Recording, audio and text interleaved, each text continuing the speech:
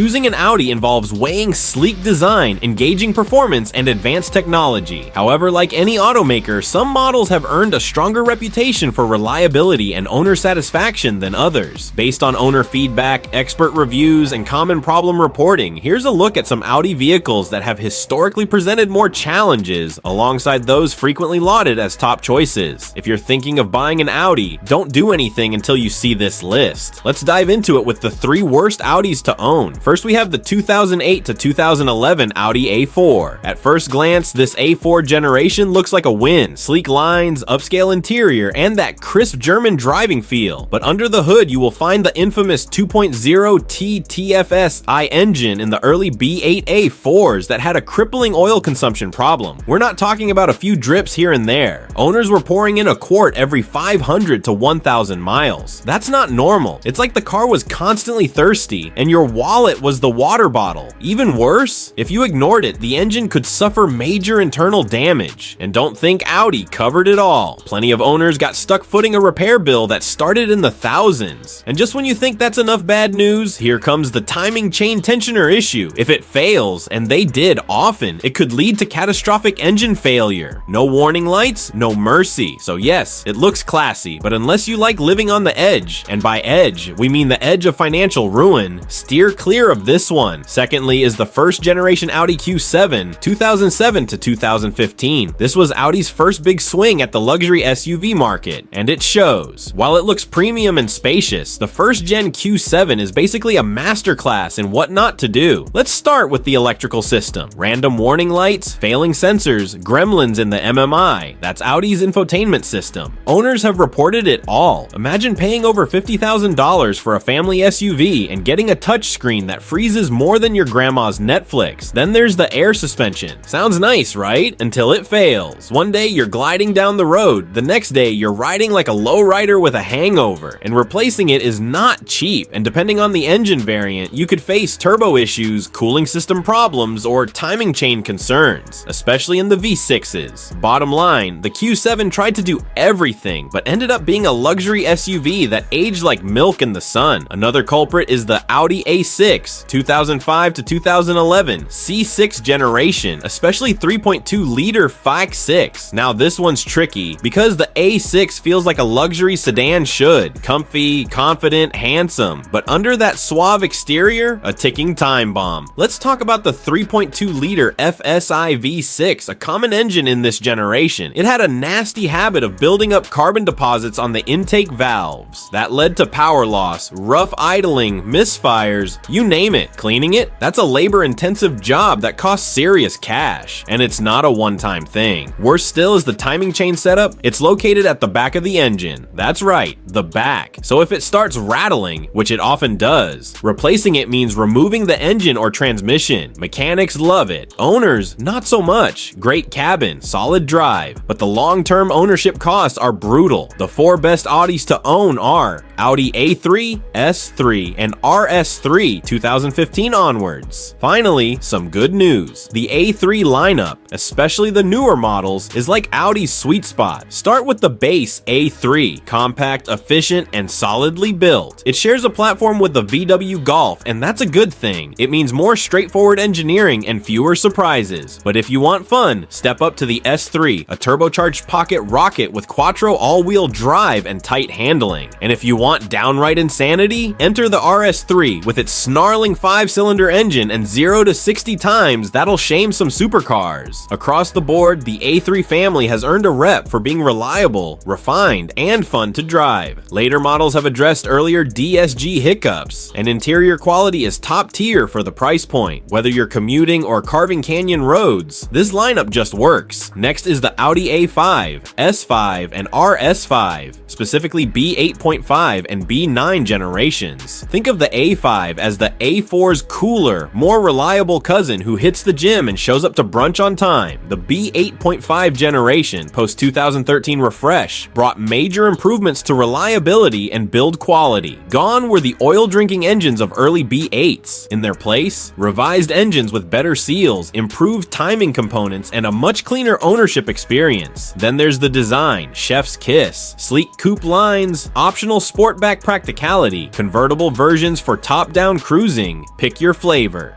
Performance trims like the S5 and RS5 turn the dial up to 11, supercharged V6s, high-revving V8s, or turbocharged torque monsters depending on the year. The A5 line delivers everything Audi promises: performance, luxury, and reliability without too many horror stories. Then we have the Audi Q5, later first gen 2013 to 2017, and the second gen 2018 onwards. Now this is how you do a luxury SUV. Yes, early Q5s shared some of the same engine issues as the A4, but by the 2013 refresh, Audi had smoothed out most of the rough spots. And by the time the second gen arrived in 2018, the Q5 was one of the best compact luxury SUVs you could buy. It's the perfect blend, not too big, not too small, with comfortable seating, smart tech, and confident quattro all-wheel drive. Later models offer a smoother ride, quieter cabins, and upgraded infotainment that finally feels modern, and reliability much improved. Choose a 2.0T model from the later years, and you'll likely avoid the pitfalls that haunted earlier versions. In the used luxury world, the Q5 stands out as a solid choice, practical, plush, and dependable. Lastly is the Audi TT, Mark II and Mark III generations. The TT is Audi's little sports car that could and did. Early TTs had some growing pains, weird handling and electrical gremlins, but the second gen MK2 2006 to 2014 and especially the MK3 2015 onwards hit the sweet spot. The MK3 TT feels like driving a spaceship, virtual cockpit, sharp steering, and looks that turn heads at every stoplight. Even the base model is punchy, but step